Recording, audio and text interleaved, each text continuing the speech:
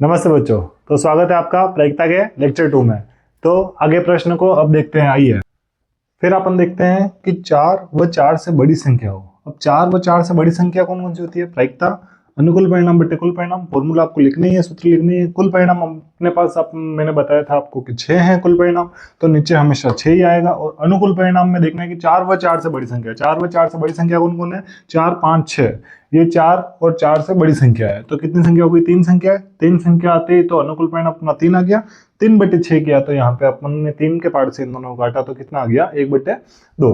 अब हम देखेंगे हमारी आखिरी प्रायिकता 2 से छोटी संख्या हो। 2 से छोटी इसमें कितनी संख्या है देखना है। यहाँ पे 2 से छोटी सिर्फ और सिर्फ एक संख्या है, जो है अपनी 1। सिर्फ एक ही संख्या है, जो भी क्या है, एक ही है। सबसे पहले क्या लिखेंगे अपन? प्रायिकता लिखेंगे।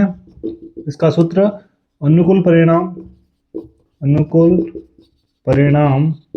बट्टे कुल परिणाम। ठीक है, अनुकूल परिणाम बट्टे कुल परिणाम, जिसमें हम देखेंगे कि अपने कुल परिणाम तो 6 ही है और अनुकूल परिणाम 2 से छोटी संख्या और 2 से छोटी सिर्फ और सिर्फ एक ही संख्या है, जो है अपनी 1। तो यहाँ पे इसकी कितनी प्रायिकता आ गई? 1/6। यहाँ पे आई 1/2, इसकी प्रायिकता आई 1/2 और इसकी प्रायिकता आ गई 1/2। यहाँ से हमने इस गेम के बाद में इस पासे के उदाहरण को भी सरल कर लिया है। अब हम देखेंगे हमारे पासे के बाद अगला है सिक्का। सिक्के को देखने के लिए आप सब ध्यान दीजिएगा। सिक्के के प्रश्न आपके एक सिक्के का तो नहीं आएगा, आपके आएगा 2 सिक्कों को एक साथ उछाले जाने पर। 2 सिक्कों को एक साथ क्यों उछाल रहे हैं, ध्यान से देखना कि आपके अगर एक सिक्के को उछालते थे तो एक सिक्के पर सिर्फ 2 पहलू होते हैं। कौन कौन से? एक तो होता है कांटा और एक होता है छापा। ठीक है, कांटे को तो हम बोलते हैं टेल। क्या बोलते हैं? सिक्के के 2 पहलू होते हैं। ये जो सिक्का होता है, इस सिक्का 2 तरह से होता है। एक तो होता है इसका चित्त और एक होता है इसका पट। चित्त को तो अपन बोलते हैं हेड। चित्त को अपन क्या बोलते हैं? हेड। और इसको अपन बोलते हैं टेल। ठीक है, देखें और तो इसको छापा और इसको कांटा बोलते हैं। अब देखेंगे इसका प्रश्न कैसे आ सकता है। तो उदाहरण अब 3 देख रहे हैं अपन। उदाहरण 3, दो सिक्कों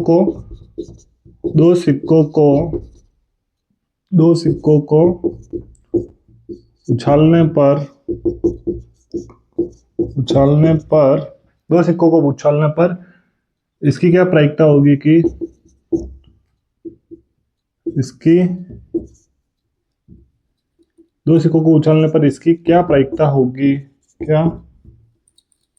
क्या प्रायिकता होगी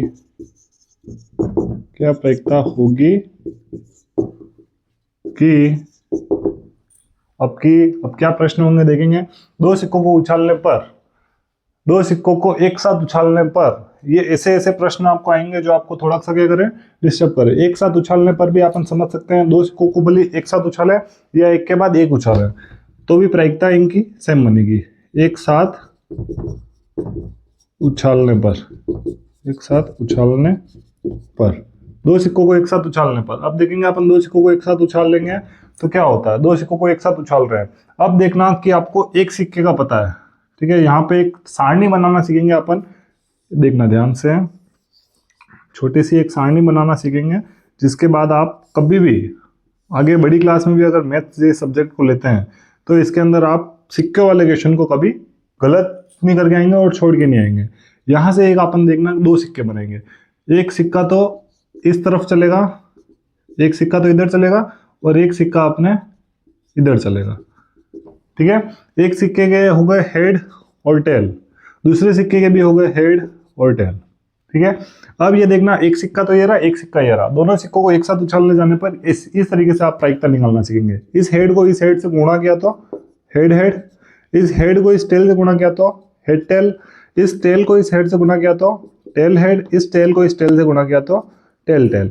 यानी कि हमारे पास यहाँ पे 4 प्रायिकता आ रही है। कौन कौन सी 4 प्रायिकता आ रही है देखना। सबसे पहले आ रही है हेड हेड, फिर आ रही है अपनी हेड टेल, फिर आ रही है अपनी टेल हेड और लास्ट अपने आ रही है अपनी टेल टेल।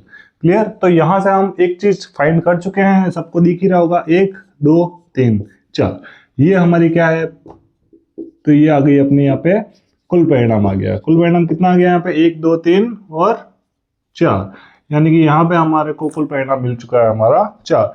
हर समय अपन अब नीचे क्या रखेंगे, 4 रखेंगे। प्रायिकता पूछ कैसे सकता है, इसमें 2 सिक्कों को एक साथ उछालने पर इसकी क्या प्रायिकता होगी कि कोई एक पट हो, कोई एक पट हो, यानी कि कोई भी एक टेल, एक बार तो टेल आया है, कम से कम उसमें एक बार टेल है, ठीक है। ये इसमें हो गया। और इसमें देखेंगे दोनों चित हो, ठीक है, दोनों चित हो। फिर देखेंगे कि एक पट व एक चित हो। एक और देखेंगे प्रश्न इसका, तीसरा प्रश्न, एक चित व एक पट हो, ठीक है, एक चित व एक पट हो। अब देखेंगे इसमें कि कोई एक पट हो, कोई एक पट होगा मतलब सिर्फ एक पट हो, या फिर अगर कोई हटा भी देंगे अपन शब्द तो भी क्या आ जाएगा, एक पट हो। एक पट हो का मतलब एक पट होना ही चाहिए कम से कम, ठीक है। ये क्या लिख रखा है, पट लिख रखा है, एक पट हो। एक पट होगा मतलब एक बार तो टेल आनी ही चाहिए। एक बार टेल कहाँ कहाँ पे आ रहा है, हेड टेल में भी आ रहा है, टेल हेड में भी आ रहा है, टेल टेल में भी आ रहा है, 3 बार आ रहा है। एक तो आ रहा है हेड टेल में, एक आ रहा है टेल हेड में, और एक आ रहा है टेल टेल में। क्लियर, 3 बार पट आ ही रहा है हमारा। तो सबसे पहले अपन को क्या करना है, आप सबको पता ही है, प्रायिकता बराबर अनुकूल परिणाम बट्टे कुल परिणाम, ठीक है। ये हो जाने के बाद में आपको क्या करना है, यहाँ पे प्रायिकता बढ़नी है अपन को। कुल परिणाम कितना है अपना, यहाँ पे कुल परिणाम आ गया सर यहाँ पे अपने 4, तो यहाँ पे नीचे तो कितना आना है, 4 ही आएगा कुल परिणाम की जगह। अनुकूल परिणाम देखेंगे, एक पट हो, पट एक बार के कहाँ कहाँ पे आ रहा है, हेड टेल में भी आ रहा है, टेल हेड में भी आ रहा है, टेल टेल में भी आ रहा है। जो मैंने तीनों संभावित परिणाम यहाँ पे लिख लिए। कितने हो रही है, 1 2 3, कितना आ गया 3। तो यहाँ पे आने वाली प्रायिकता कितनी आ गई, 3/4, ठीक है। इसी के साथ में अब आपके देखेंगे अपन, यहाँ पे भी इस प्रायिकता का फॉर्मूला तो लिखना ही है। प्रायिकता बराबर अनुकूल परिणाम बट्टे कुल परिणाम, अनुकूल परिणाम बट्टे कुल परिणाम, ठीक है। अब इसमें भी अनुकूल परिणाम तो कितने ही है, आप सबको पता ही है, अनुकूल परिणाम तो 4 ही है सर। अब देखेंगे अनुकूल परिणाम कितना है, कुल परिणाम तो 4 है, अनुकूल परिणाम कितना देखेंगे, तो दोनों चित हो, दोनों ही क्या होने चाहिए, चित होने चाहिए। तो दोनों ही चित कहाँ पे आ रहे हैं, एक बार ही आ रहा है, दोनों ही चित हो जिसमें, तो दोनों ही चित्त सिर्फ एक बार ही आ रहा है जिसमें दोनों ही क्या हो, हेड हेड हो, एक बार ही आ रहा है। कितना आ गया ये, 1/4। इसकी प्रायिकता आ गई 3/4 और इसकी प्रायिकता आ गई 1/4, ठीक है। फिर इसके बाद में अपन देखेंगे एक चित व एक पट हो, यानी कि सबसे पहले फॉर्मूला तो लिखना ही है सर, प्रायिकता बराबर अनुकूल परिणाम बट्टे कुल परिणाम, अनुकूल परिणाम बट्टे कुल परिणाम। कुल परिणाम कितना है बच्चों, यहाँ पे कुल परिणाम है सर 4 यहाँ पे, ठीक है। कुल परिणाम 4 आ गया। अनुकूल परिणाम अपन निकालेंगे, एक चित व एक पट हो, एक चित भी हो एक पट भी हो। चित और पट कहाँ पे आ रहा है, यहाँ पे भी आ रहा है, यहाँ पे भी आ रहा है, एक बार चित एक बार पट, ठीक है। हेड टेल भी आ रहा है और टेल हेड भी आ रहा है, ठीक है। तो कितने आ रही है, 2 आ रहे हैं संभावित परिणाम, तो 2/4। अभी 2/4 को अपन किसके पार्ट से काटेंगे, 2 के पार्ट से काट देंगे सर इसको। तो 2 के पार्ट से 2 कटा एक बार, 4 कटा 2 बार, इसकी क्या प्रायिकता आ गई, 1/2। इसी के साथ ही हमारा उदाहरण 3 समाप्त होता है। अब इसके बाद में हम आखिरी उदाहरण हमारा देख रहे हैं ताश। ताश के प्रश्न बहुत तरीके से पूछे जाते हैं, सब अपना ध्यान केंद्रित कीजिएगा कि उदाहरण जो 4 जो ताश है, इस ताश को पहले अपन समझेंगे कि ताश होता क्या है, कितने पत्ते होते हैं इसमें, कौन कौन से पत्ते होते हैं, किस नाम से होते हैं, ये सब अपन इस वीडियो में आगे जानेंगे। सब ध्यान से देखना। अभी अब अपन देख रहे हैं ताश, ठीक है। ताश क्या होता है, सबसे पहले अपन ताश पूरा समझ लेते हैं कि ताश कैसे होते हैं, क्या होते हैं। सबसे पहले आप सबको पता ही है कि ताश के कुल पत्ते कितने होते हैं। ताश में सर कुल पत्ते होते हैं, कुल पत्ते 52 होते हैं। यानी कि सर यहीं से हमको हमारा कुल परिणाम तो मिल गया, लेकिन इसमें आने वाले जो प्रश्न है वो हमारे से सरल होने में थोड़ी सी परेशानी आती है। तो अब इस परेशानी को दूर करेंगे, ध्यान से देखना। सबसे पहले मैं चारों तरीके से ताश के पत्ते बना रहा हूँ, ठीक है।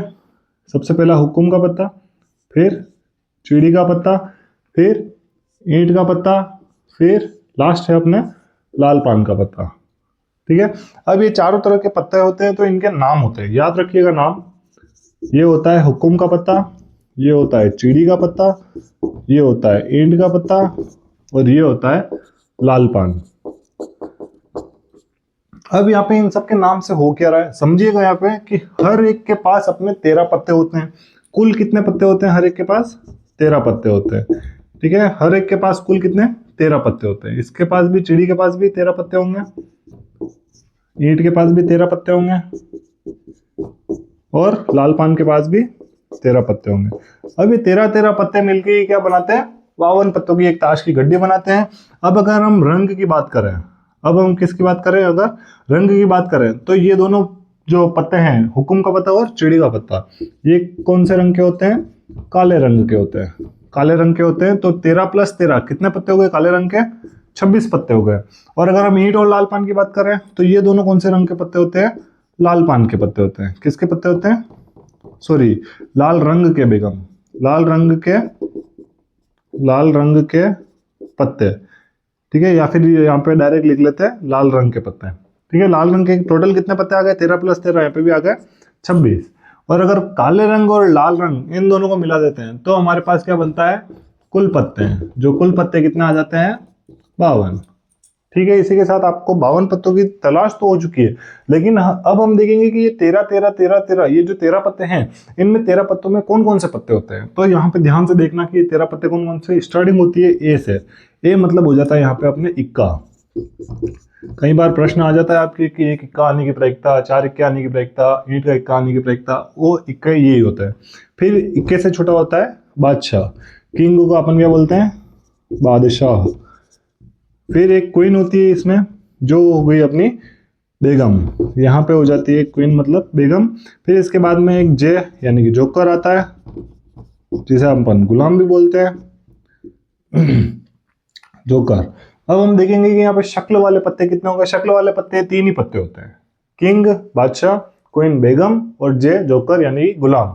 यहाँ पे शक्ल वाले ये 3 पत्ते होते हैं। फिर इससे छोटे और देखते जाए तो 10 9 8 7 6 5 4 3 2 और बस।